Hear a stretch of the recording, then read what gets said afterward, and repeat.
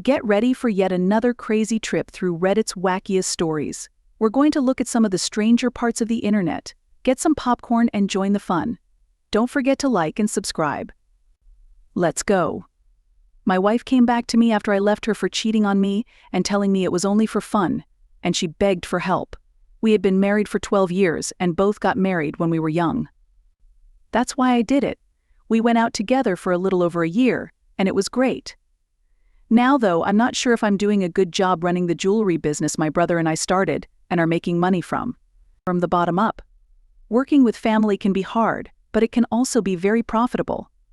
But since my wife opened a cute cafe where people can buy coffee, sweets and read books, things have been great for us, and we don't argue much. I've always disliked how much she loves books. But in the end, I helped her out by paying the rent for her shop. The place is in a nice part of town. This is where the real story begins. I don't remember the exact date, but I think it was March when she came up to me to talk about this new guy she had met. Showed up in the cafe. I was glad that the business was doing well enough that I didn't have to think about rent. She told me that I was safe and that he was very attractive. Also, I learned that the two of us can talk about someone's looks without making it a big deal. In an out-of-the-ordinary way, she began to talk about this person. She said he seemed like the macho hero she reads about and the smut that women like to read about. She likes those books too. I'll never understand why women are so into books. It seems like the corniest kind of romance to make them fall in love. Feel something. She talked about this guy for a while before she stopped. But I have to say that the way she talked about him was almost exactly the same as how she talked about the cold Russian hitman who was caught by a woman in the laundry room of an apartment building. That's not a lie. She found it interesting in a real book. That's all I had to say today. She did tell me that he came over the next day though, and they had a long talk. She said he was from Serbia and had played before. Sold cars for a living. He did, however, decide to go to the US in search of a better life. As he took some time to get his thoughts and get back on his feet, he looked for work at nearby dealerships because that was what he knew best. She always tells me interesting things about the people who come into her cafe. I learned in less than 10 minutes that he was tall, blonde, good-looking, well-dressed, and spoke with an accent. He also seemed to love reading books about the American West and fiction books like The Lord of the Rings. In other words, this was not a rare event. But she was talking in a very pompous way again, and it seemed like she was fetishizing him to the point where he hit her. Stopped being interesting to her. She stopped at that point. Even though we talked for a long time about him, it was clear that he was still a regular at her cafe.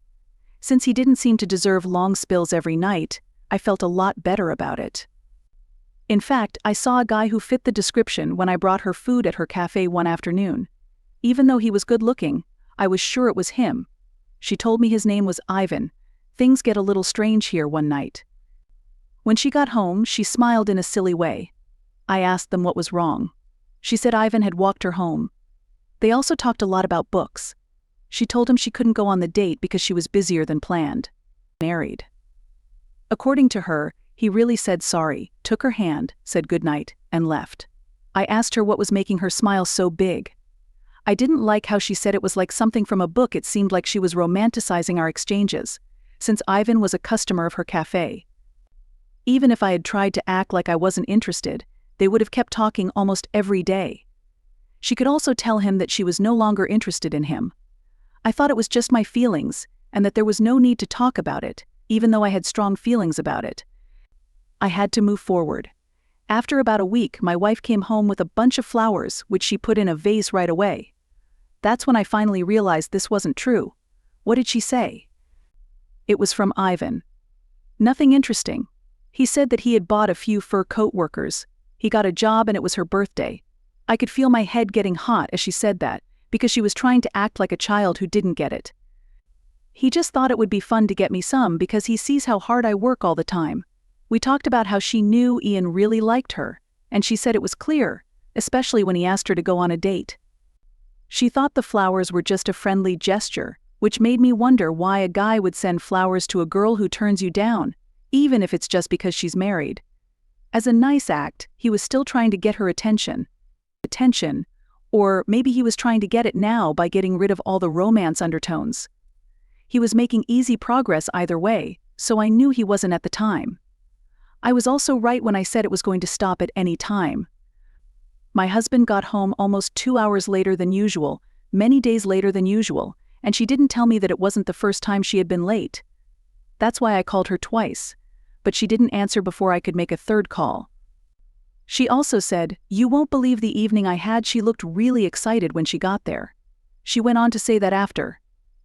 While they showed Ivan where the museum was, they ate a slice of American pizza, which he had never tried but had seen in movies. They walked around, talked, and ate pizza. After she did it, I asked her if she was interested in Ivan. She looked shocked and upset and said she was only interested in me. She told me everything, even though I didn't care. She said she was just trying to be nice to a stranger in a strange country who didn't have any family or friends nearby. I'm still not sure about all of this, so I told her right away that she needed to end her relationship with Ivan. Yes, that did cause a big fight. It was dangerous, she said, and nothing was fair. It should stop feeling that way. Threatened, and a bunch of other nonsense that came as a surprise. I was very angry.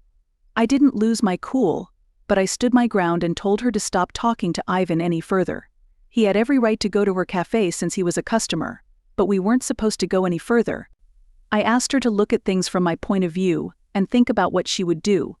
I could see why a Serbian girl would come to buy a bracelet and then decide to take her for a walk around town, she said. But I think we all know that's not true. In short, no one is. I didn't expect to sleep on the couch. The good news is that Ivan and all of his problems are no longer being talked about. This made me feel better because I knew she would be talking to him at her shop. But what could happen there was restricted in what it could be. When I walked into my wife's cafe one afternoon and neither of them was there, I started to think something was wrong. I wasn't sure if Ivan would have been there at that time either, so that didn't mean much. What did mean a lot, though, was that she wasn't there because that was weird. I thought about staying until she got back, and it looked like nothing was wrong because she was going home at the same time every day. At night, which was fine with me, or asking one of her employees where she was. I chose not to let it worry me too much, though. When I was crossing the street to get back to my car, I saw her and Ian walking up the street with their arms crossed. I chose not to cross the street and yell at her or hit the guy. But I stayed in the car and watched them drive off yesterday after they left the cafe. I've been having a hard time processing it. I wanted to. You should talk to her right away. However, I think it can be strong to know something that the other person doesn't know. In fact, it might help me find more lies when she gets home. I asked her about her day, and she said it was pretty normal. She didn't say where she had been with Ivan, though. That's why I'm here. Should I first try to find out more about her, or should I just talk to her? I'm thinking about getting more information because I think something might be going on behind my back, and addressing her might make it harder for me to find out the truth. What should I do? Make one new. Hello, I'm the guy in the picture with the Serbian guy and my wife or cafe. I had to push through some doubts for a while, but I'm back with a big update. Let's talk about it. As someone who has never found the idea of looking through their partner's phone funny, I reached a point where I had to know the truth, no matter what. That being said, I knew I had to put aside my moral doubts and just do it in this case. The earliest I could do it was while she was sleeping, so I jumped at the chance. It wasn't a surprise that she had Ivan in her WhatsApp chat room and that they met there often. I saved the whole exchange as a text message and sent it to myself from her phone. Of course, I got rid of the proof. I looked through her gallery and only saw a few pictures of them smiling together in public. I sent those to my phone as more proof that they were cheating. Was taken off. That took me about 5 minutes to do. After that, I put her phone back where it belonged and finished all of my reading on my phone. This made me feel less suspicious in case you woke up without warning. I saw some really strange things that made me laugh. If you find this part of the chat interesting, here it is written down. It happened after they talked about a book that my wife had mentioned. I feel terrible that I did it. Let's not call my wife by her real name. Instead, let's call her Clarice, which is what the main characters called us. Yes, I had the same thought. It makes me think of us when the strange guy and the artistic girl are split up between him and her boyfriend. Then there's a message and a lot of hot sex scene too. Really, I think having sex is great most of the time, but Clarice is giving you laugh emojis right now. Yes, of course. That, in my opinion, is what makes it even more fun and exciting. It doesn't make sense. I've never cheated on my partner before, but I don't think I'd do it again. The excitement comes from the fact that it's not true. Yes, I hope this never stops. At 2 in the morning, it drove me crazy. I couldn't stay home, so I went for a walk. I planned to do something. Not making sense. I think I strolled around town for about 5 hours, but I didn't get back until 3 a.m. She was still asleep as well. Have you ever found out that your partner has been cheating on you only to find out that they are laughing at you and enjoying doing all the work behind your back? That's what really made me lose it, because she was taking advantage of the fact that I didn't know what was going on. It would still be okay if I cheated when I came back. She did not wake up from her sleep. Then I grabbed her phone and skipped to that part of her conversation with Ivan. To make it totally clear that there was no doctoring going on, I took a picture with her phone. It was clear that Clarice thought she was living out one of her silly books, and it was horrible that I had to deal with it all. She doesn't know that I know this, but the split is going to happen soon, and there isn't much else that can be done. I have to see her fall too. Even needs to fall too, for my sake. I need them both to hurt, but I'm not sure how to do it. And I need them to give me a painful report on what's been done. And it was great. This is the last part of the story of the Serbian man Ivan. It's about his loving, cheating, and betraying wife Clarice. They didn't know they should have cared a lot more about me than they did instead. They let me skip over There were boring parts of the story, until Clarice had to go to work one day. We drove off, and I had a great day at work. By the end of the day, Clarice hadn't left a message or called, which made me happy. While I parked my Uber across the street, I watched as the process server walked into the cafe and gave her the divorce papers in front of everyone. At least she knew she had been lied to, and that begging would not make things better. That was my point of view. Well, she came back that night crying uncontrollably, as long as it doesn't drip from her nose. She looked like she was a mess. I have to say that seeing her that way made me a little sad, and I blame the last of our love. But it didn't last long because her thoughts kept going to what went wrong, and if it was about Ivan, I knew she was trying to figure out what I knew without knowing how much I knew. After giving it some thought, I chose to tell her that I had seen her walking with Ivan that day. I had already told myself, so I didn't say anything else. She suddenly got brave and started to swear at me and beg all the time. She admitted that keeping up with him was wrong, but she claimed there was no reason for a divorce. But there was nothing going on between them. I was also acting like I wasn't safe. I was jealous because it looked like she wasn't sure in the end of whether to insult me or treat me badly. After I told her to, she left my house, which she did. The real breakup process was the most exciting part for me. Since I have a lot more money than she does, I stand to lose a lot in a divorce. However, I also have to pay a lot more for a good lawyer, which is what I did. I promise that if you are going through a divorce, you must hire a good lawyer. Is it worth it? Because after I told them I was worried, I had many pictures of the two of them together and text messages that clearly showed they were cheating on me. My wonderful lawyer was also able to find transactions in her shared account that looked like they were made just for Ivan. The car I bought her was. It's hers to keep.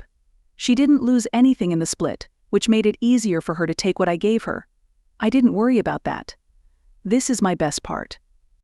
It wasn't easy to get back at Ivan, but one day I caught him as he left the cafe, called out to him as I walked around the corner, and hit him hard in the jaw. It hurt like hell. But I hit him in the face and threw him to the ground.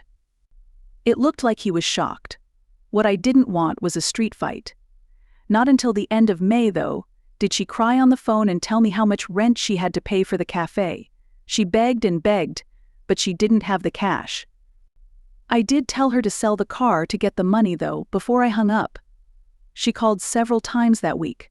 When she called to curse me out, I didn't answer, and that's how I found out she sold the car. I told her it was mean to think that cheating on me was fun when she was at her worst, and she said it was bad that I wouldn't help her. It was interesting, but she didn't say anything about it. If luck is on my side, I'll wait until next year to see how she pays her rent. I'm not going to say the divorce, but she will also lose the shop because she can't get in touch with my bookkeeper. To be honest, it's been nice. I recently became single and have a lot of money and happiness. Cheating and deception hurt because they did, but you have felt it too. To go ahead,